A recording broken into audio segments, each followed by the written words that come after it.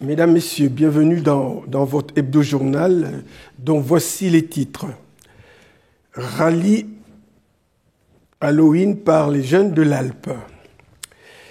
Deuxième sujet, donc, ça sera Halloween à la médiathèque et nous poursuivrons avec les barges d'un cœur. Ensuite, nous parlerons des paniers solidaires du département du Nord. Nous ferons ensuite un petit tour à la bouqueterie et nous irons voir comment nettoyer la rivière de la Selle et nous ferons un flashback dans les archives de Beffroi Vision. Alors, commençons par le rallye Halloween par les jeunes de l'Alpe. C'était donc, je disais, c'était Halloween avant l'heure avec les jeunes de l'Alpe, mais une initiative d'une très grande richesse au programme, des jeux de piste, des parcours adorables et les jeunes ont aussi fait le plein d'énigmes. Départ Esplanade Mon Plaisir, en passant par le Palais des Sports, le centre hospitalier, la rue des Digues, l'espace Turu, à la médiathèque municipale pour un retour à l'Esplanade avec du plaisir assuré pour tous les participants. Un reportage de Claude Delcourt.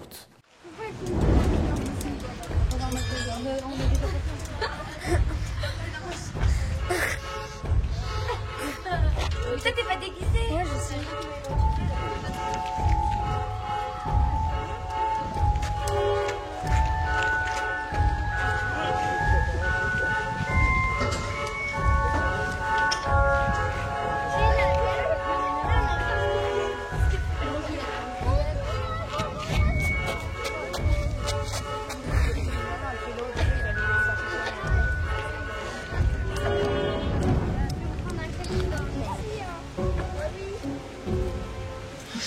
Bonjour à tous, je m'appelle Luna, je suis la présidente du conseil municipal des jeunes. Aujourd'hui nous organisons un rallye d'Halloween. Le but c'est de résoudre les énigmes qui sont dispersées dans le plateau. Et dès que vous avez fini, vous revenez ici. Et les enfants qui auront participé auront le droit à un paquet de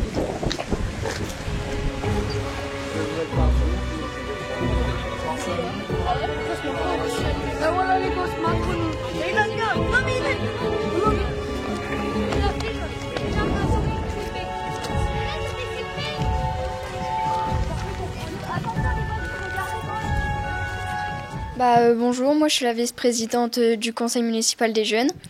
Et en fait aujourd'hui ce qu'on a créé c'est un rallye donc avec un jeu de piste. Sur le jeu de piste on avait des énigmes pour trouver un lieu. Et quand on se rendait au lieu, en fin de compte, on avait une autre énigme. Et au dos du jeu de piste, en fait, on avait énigme 1. Donc là, en fait, on avait ça. À l'intérieur, du coup, on avait ce que j'ai expliqué avec l'énigme pour aller au lieu. Et à partir du lieu,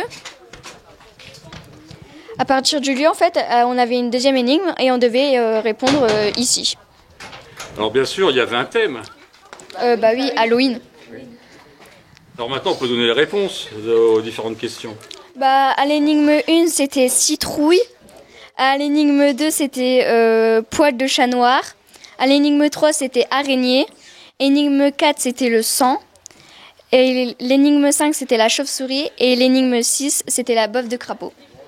Et alors, quand on répond à tout ça, qu'est-ce qu'on a le droit ? Les enfants qui ont participé ont eu le droit à un paquet de bonbons. Madame la Présidente, est d'accord ? Oui. Bon voilà, c'est bien. Oui. Eh bien merci à vous trois, à vous quatre, parce que je ne les avais pas vus.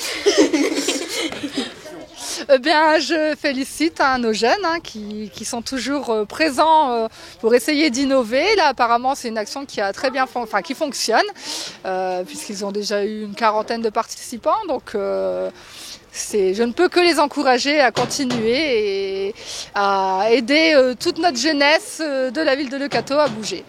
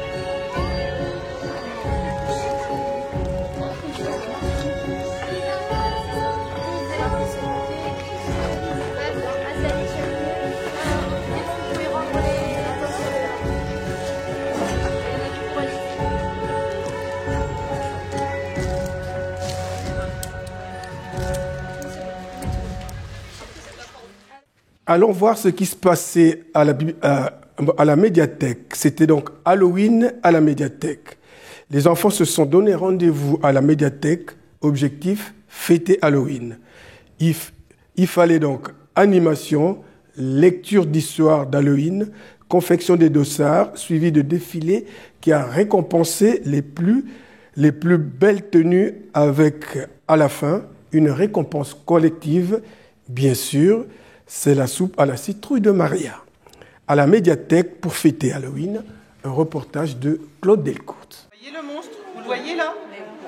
Il n'est pas content du tout, du tout, du tout. Vous savez pourquoi?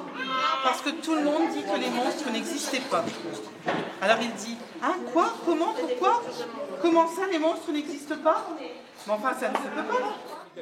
Alors cet après-midi, nous avons fêté Halloween. Alors Halloween, c'est pas une fête de chez nous, mais à la médiathèque, on aime bien fêter ce genre de fête parce que justement, ça parle de la peur. Et la peur chez les enfants peut s'appréhender grâce à la lecture. Donc on a lu des livres qui parlaient de monstres, de vampires, de squelettes, de petits personnages qui viennent nous déranger la nuit. Et voilà, et on en a ri. Certains enfants ont eu peur aussi, mais on a toujours fini par en rire à la fin. Et donc je pense que ça pourra aider certains enfants à dépasser leur peur. Ensuite, on a fait un défilé de monstres, puisqu'ils étaient tous déguisés en monstres, au centre de la médiathèque. Alors, il y a eu un atelier création de dossards, parce que chaque participant avait un numéro. Et les costumes, donc il y avait certains costumes qui avaient été créés le mercredi dernier, le mercredi juste avant, à la médiathèque. Les costumes très très colorés avaient été faits à la médiathèque. Donc toujours sur le thème des monstres. Et puis là tout de suite il y a Maria qui est en train de distribuer la soupe qu'elle a préparée à sa maison. Donc voilà, elle distribue la soupe de citrouille ensorcelée à tous les enfants. Alors la prochaine animation, le mercredi 29 novembre, nous aurons l'heure du conte des bébés le matin. Donc c'est tous les derniers mercredis du mois à 10h, l'heure du conte des bébés, donc de 0 à 4 ans maximum. Voilà, et le mercredi après-midi, on démarrera les ateliers Harry Potter, le mercredi 29. Mais sinon, on a tous les mercredis à 15h, l'heure du conte des grands.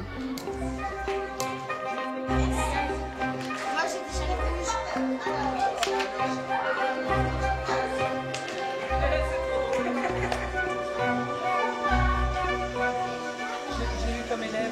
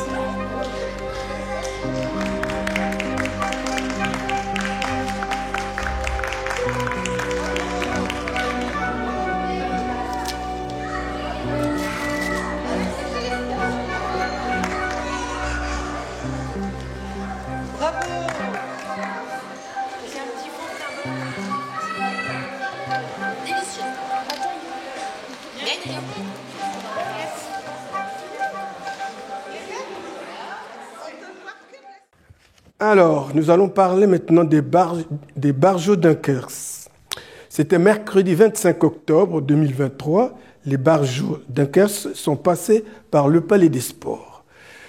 On leur attribue au premier abord l'étiquette de basketteur parce qu'ils se servent du dispositif du basket pour faire ce qu'ils font. Mais non, certains n'ont fait que du foot et autre chose.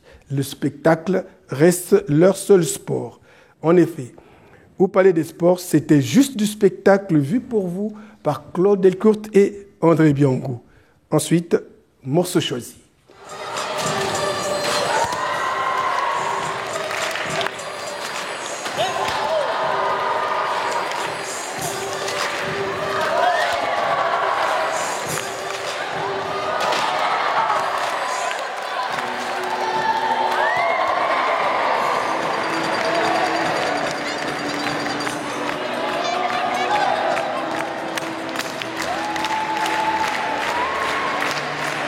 On a du public. Oui, le public a répondu présent et ça fait plaisir. Oui, et puis le spectacle y est. Ah, le spectacle, oui, on avait tous regardé un peu des vidéos, on a tous été un peu fait les curieux, mais on se rend compte que des vidéos et en vrai c'est quand même assez différent et on voit beaucoup de sourires en tout cas et des enfants qui sont heureux, et des grands enfants qui sont heureux aussi et c'est ce qu'on espérait avec ce spectacle. Mais ce spectacle est meilleur quand ils font participer là. Ah là, on a eu une petite partie d'initiation avec des jeunes et des moins jeunes justement, assez rigolote. C'est peut-être même certains qui vont peut-être se faire recruter, on ne sait pas, parce que bon, il y en a certains qui réussissaient quand même à aller dunker avec les trampolines, donc peut-être des futurs barjots. Et pourquoi pas? Et pourquoi pas? Oui, parce que y a un qui était footballeur qui est maintenant là. Hein. C'est ça, la troupe là, des barjots, c'est pas des basketteurs forcément de naissance comme nous. Et au final, ils s'entendent plutôt bien avec un ballon dans les mains. Bon, d'accord. Mais bon, ça a quand même été compliqué à préparer avec ton équipe, non? Ouais, voilà, aujourd'hui depuis 14h, on est présent. Alors mon équipe au sein du club, aussi Philippe, responsable du service des sports, et les gardiens, la Fabien qui était là aujourd'hui, et depuis tout à l'heure, ils sont tous les deux avec nous et ils nous aident grandement, ils sont plus habitués que nous en tout cas à ce genre d'événement. Et tous ensemble, oui, je pense en tout cas qu'on a réussi à contenter tout le monde et à créer un espace pour que tout le monde puisse avoir une visibilité correcte du spectacle. Bon, qu'est-ce que tu dis à tes bénévoles aujourd'hui? Je leur dis merci, parce que on a encore une deuxième partie et une fin de spectacle, j'ai encore besoin d'eux. Et puis surtout, c'est les mêmes bénévoles que j'ai tous les week-ends, donc si tous les week-ends les gens viennent, ils ont des gens au bar, des gens partout qui permettent de passer des bons week-ends, c'est grâce à eux. Donc on peut que les remercier de toute façon parce que c'est des gens qui donnent du temps sans forcément compter, peut-être même un peu trop parfois. Mais en tout cas sans eux les clubs sportifs n'existeraient pas et c'est vraiment grâce à eux, tout ce qui se passe là c'est grâce à eux. En tout cas merci à vous. Hein. Merci André.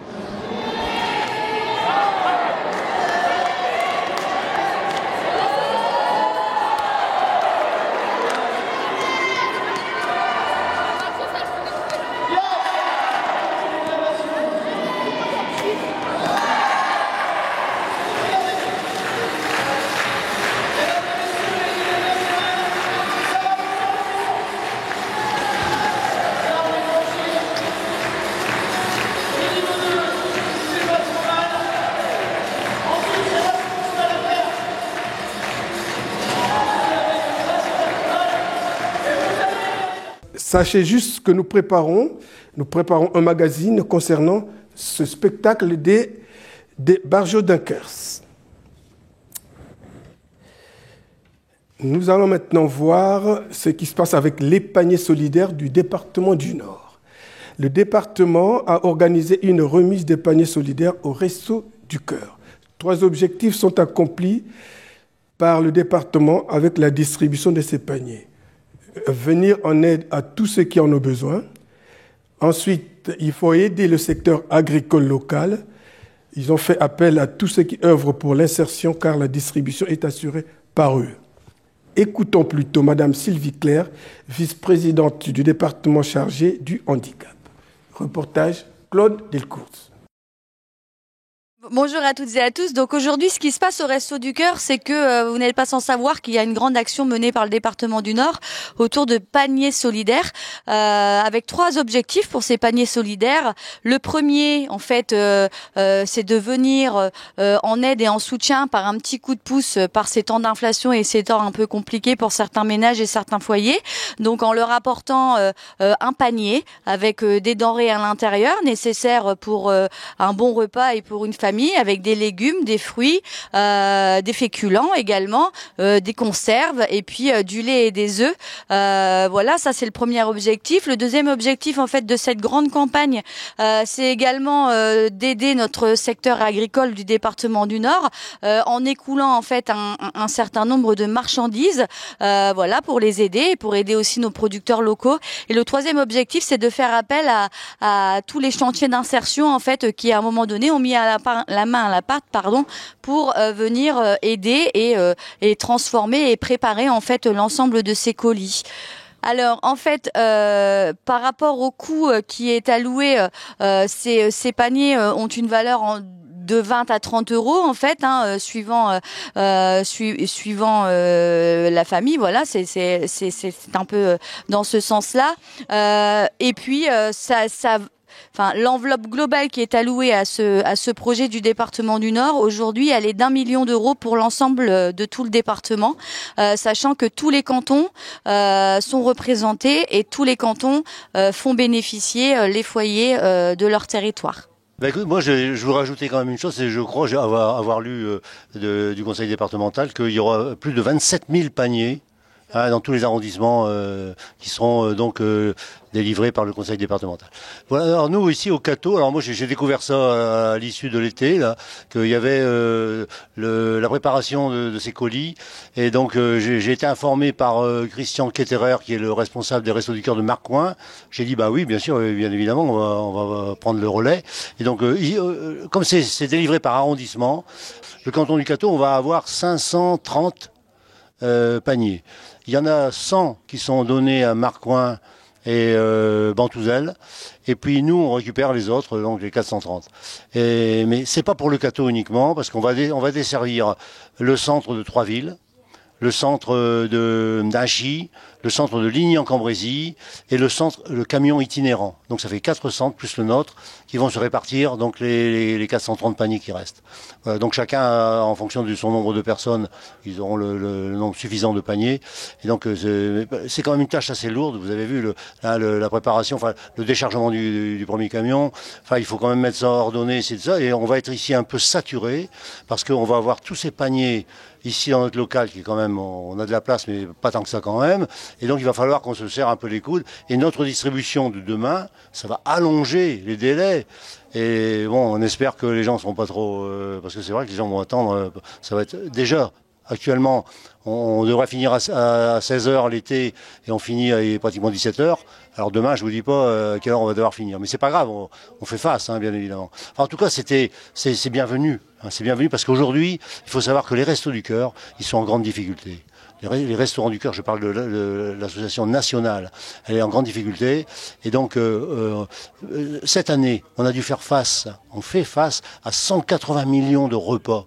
Alors que l'an dernier, il n'y en avait que 130 millions. C'est absolument dantesque, quoi. Et nous, ici, au Cateau, il faut le dire, chaque fois que nous faisons une distribution, le mardi, nous servons entre 3 800 et 4 000 repas. C'est quand même impressionnant. Donc on a beau dire, on dirait, c'est quand même une grosse machine, comme j'aime bien dire, les Restos du Cœur, c'est une grosse machine.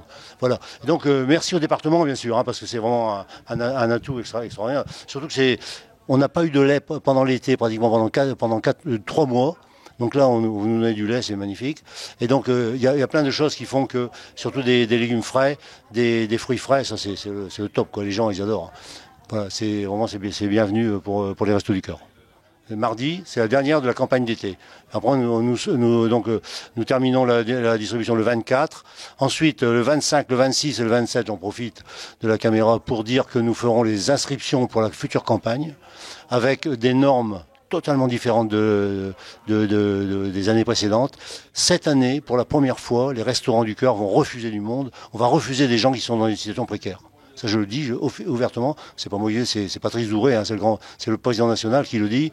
Ça n'est jamais arrivé depuis 1985, date de la première campagne de Coluche, qui a été initiée par Coluche. Et bien aujourd'hui, on va refuser du monde, qui sont des personnes, des familles qui sont dans une situation précaire parce que on n'a plus la possibilité de le faire. Voilà, donc pour autant dire que ces paniers, c'est vraiment une bouée de sauvetage et c'est vraiment bienvenu.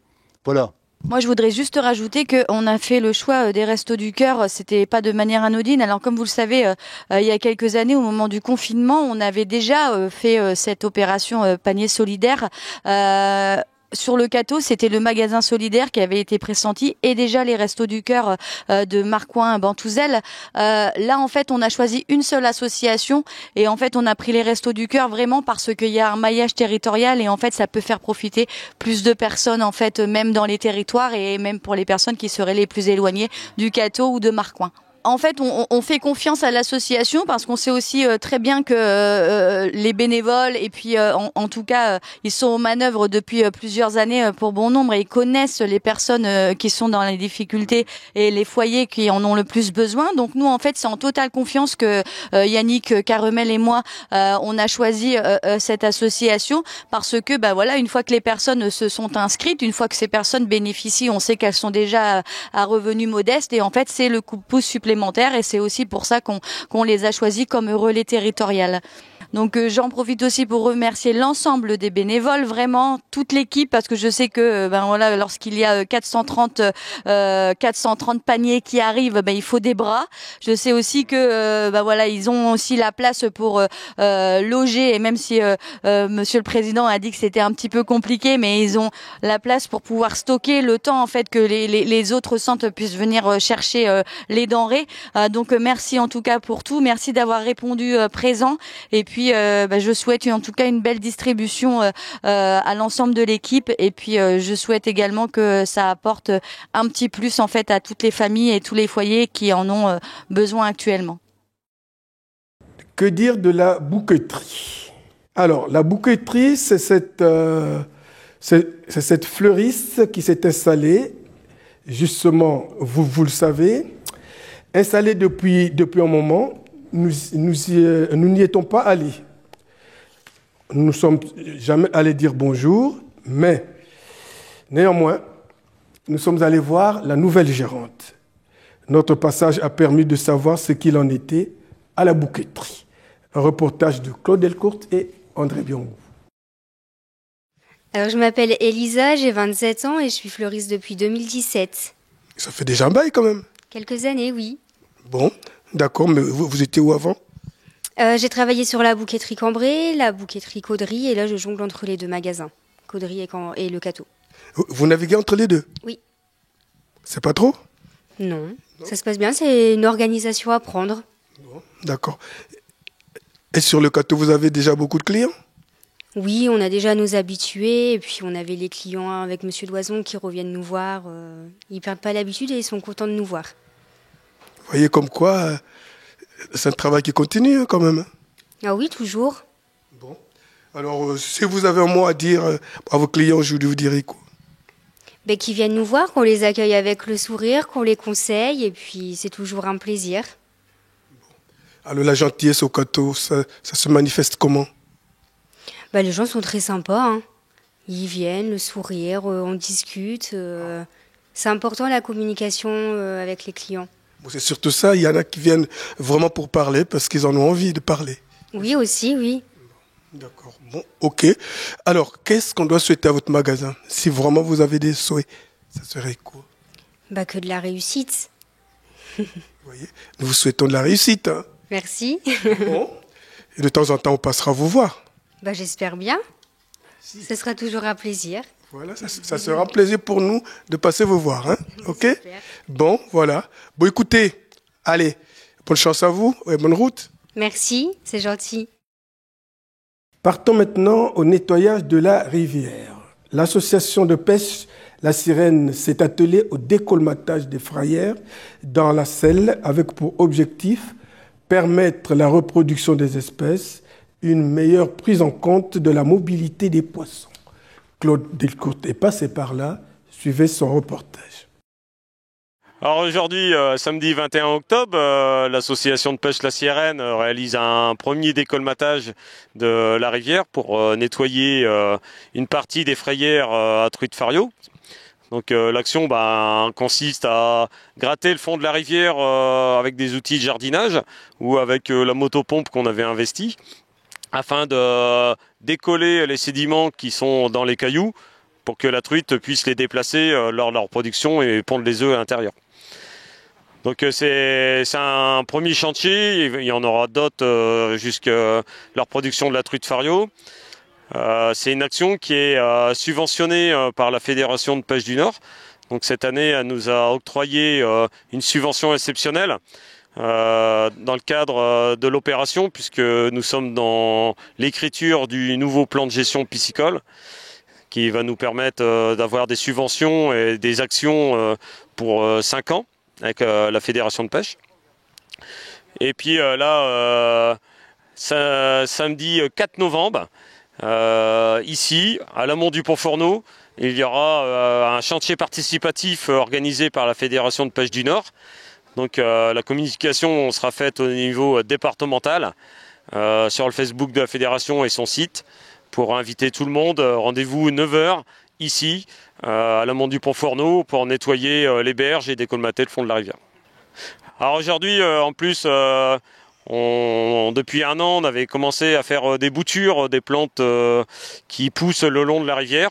Et nous avons replanté une partie de ces boutures sur le long d'une berge qui commence à se dégrader avec le courant pour maintenir la terre et éviter qu'elle tombe dans la rivière et colmater en même temps le gravier.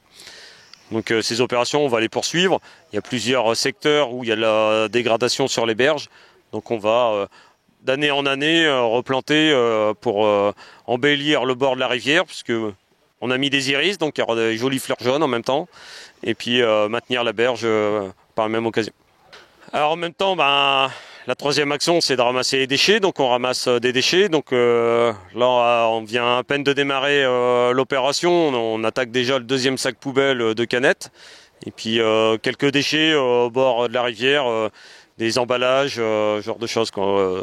Donc malgré qu'il y a la présence de poubelles sur l'espace, il y a encore des personnes qui jettent dans la rivière et sur les berges leurs déchets. Donc rendez-vous samedi 4 novembre, 9h, à l'amont du Pont-Fourneau. À bientôt. Voilà ce qu'on trouve dans la rivière. Un caddie. Voilà, un caddie dans la rivière. Derrière le jardin de Monsieur Rambout. Voilà. Nous allons maintenant passer aux archives de Beffroi-Vision. Avec les archives de Beffroi-Vision, revisitons un cross du collège appelé Challenge du nombre, dédié à l'association ELA, comme nous l'expliquait M. Jean-Louis Dugimont, prof de sport.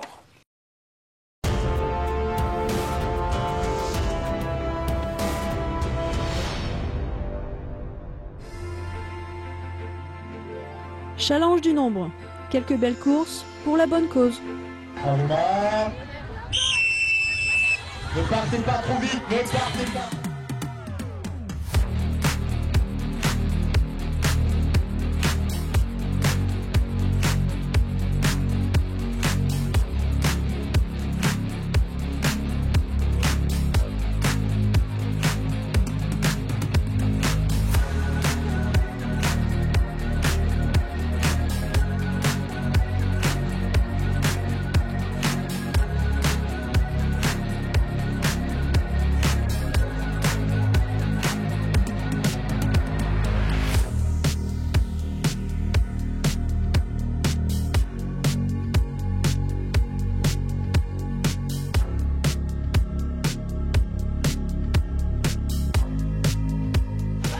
Voilà, donc nous sommes encore sur le terrain de cross comme chaque année. Donc nous avons eu, je pense, un excellent cru cette année, un temps superbe, une température idéale pour le cross. Je viens de le dire au micro pour nos élèves, on est vraiment, les profs de PS, on est vraiment très satisfaits parce qu'on a eu de très belles courses. On n'a pas eu beaucoup d'élèves en grande difficulté, ils ont bien respecté ce qu'on leur avait demandé, ils ont respecté nos consignes.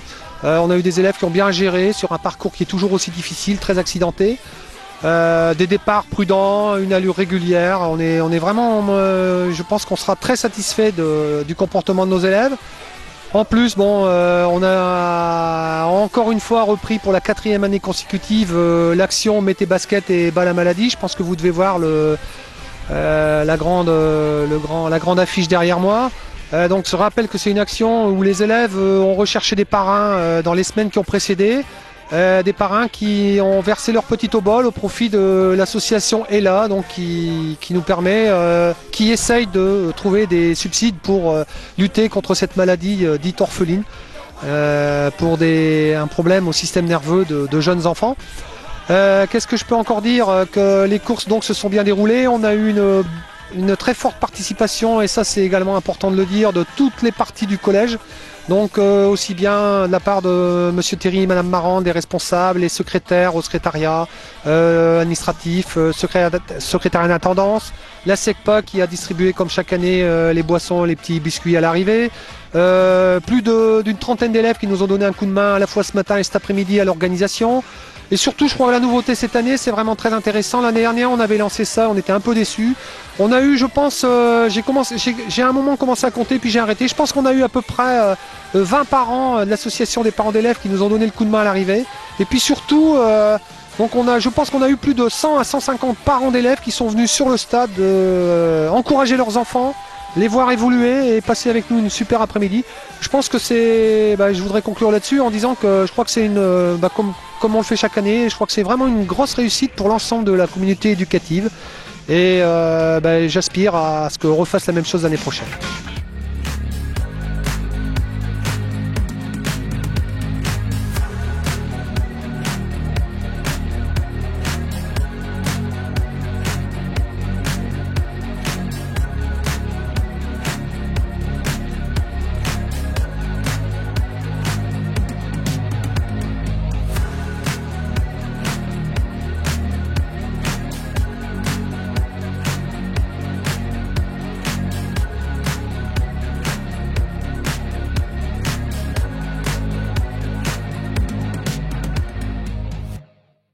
Voilà, mesdames, messieurs, notre hebdo-journal est maintenant terminé.